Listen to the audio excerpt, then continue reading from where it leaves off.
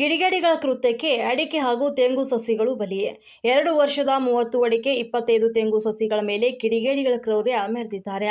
ಕರೋಟಿ ರೈತ ನಾಗರಾಜ್ ಎಂಬುವರಿಗೆ ಸೇರಿದ ಅಡಿಕೆ ತೆಂಗು ಸಸಿಗಳು ನಾಶವಾಗಿದ್ದು, ಮಂಡ್ಯದ ಕೆಆರ್ಪೇಟೆ ತಾಲೂಕಿನ ಕರೋಟಿ ಗ್ರಾಮದಲ್ಲಿ ಘಟನೆ ನಡೆದಿದೆ.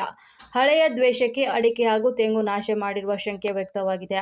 2 ವರ್ಷದ ಸಸಿಗಳ ಮೇಲೆ ಕಿಡಿಗೇಡಿಗಳು ಕೃತ್ಯಕ್ಕೆ ಸಾವಿರಾರು ರೂಪಾಯಿ ನಷ್ಟವಾಗಿದೆ. ರೈತ ಕಂಗಾಲಾಗಿದ್ದಾರೆ. ಸೂಕ್ತ ಕಠಿಣ ಕ್ರಮಕ್ಕೆ ಆಗ್ರಹಿಸಿ ಕಿಕ್ಕೇರಿ ಪೊಲೀಸ್ ಠಾಣೆಯಲ್ಲಿ ಪ್ರಕರಣ ದಾಖಲಾಗಿದೆ. ನಮ್ಮ ಜಮೀನಿಗೆ 4 ವರ್ಷ ಫಲಕ್ಕೆ ಬಂದಿರುವಂಥ ಗಿಡವನ್ನು ನೆಟ್ಟಿದ್ವಿ. ಫಲಕ್ಕೆ 25, 30, 50 ಅಡಿಕೆ ಗಿಡ, 25 ತೆಂಗಿನ ಗಿಡ ಕತ್ತಿಸಾಕವ್ರೆ. ಯಾರು ಅಂತ ಇರೋದಿಲ್ಲ. ಇವರು ಪಕ್ತವರೇ ಇರ್ಬೋದು. ನಮ್ಮ ಬಗ್ಗೆ ಇವರು ಸರಿಯಾಗಿ ಸರುಡಿ ಮಾಡ್ತಾವ್ರೆ. ನಮ್ಮ ಮೇಲೆ ಇವ್ರ ಮೇಲೆ ಸರಿಯಾದ ಕಾನೂನು ಬಗ್ಗೆ ಕ್ರಮ ತಗೊಂಡು ನಮಗೆ ನ್ಯಾಯ ತೋರಿಸ್ಬೇಕು.